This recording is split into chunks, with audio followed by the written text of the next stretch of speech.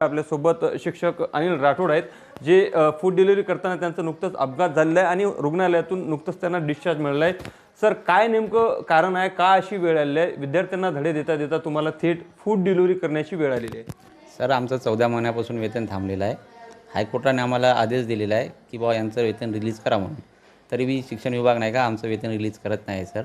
मग 14 महिन्यापासून वेतन नाही. आता नागपूरसारख्या सिटीमध्ये राहण्यासाठी, शहरामध्ये राहण्यासाठी आम्हाला उपजीविकेसाठी दुसरं साधन काही नाही. तर ही कंडिशन म्हणजे फूड डिलिव्हरीचं काम करावं लागत आहे. माझ्यासारखे खूप सारखे शिक्षक आहे, ते हे काम करत आहे. कोणी उबेरामध्ये करत आहे, कोणी झोमॅटोमध्ये करत आहे, कोणी स्विगीमध्ये करत आहे, कोणी हॉटेल मॅनेजमेंटमध्ये करत आहे. तर माझी शासनाला आणि शिक्षण विभागाला अशी एक कळकळीची विनंती आहे की आता आमचे पगार रिलीज करण्यात यावे सर. कुटुंबाचं जे काही खर्च असेल त्याचं नियोजन लागावं, अशा पद्धती वेळ जी आहे ती लाखो रुपयांचं पगार मिळणाऱ्या शिक्षकांवरती एकूणच आलेलं आहे. त्यामुळे एकूणच काय आहे ते याचं एकंदरीत निपटारा लवकरात लवकर करावा, अशा पद्धतीची मागणी आता शिक्षकांच्या वतीने केली जात आहे. लोकशाही मराठीकरता मी ज्ञानेश्वर पवार, नागपूर.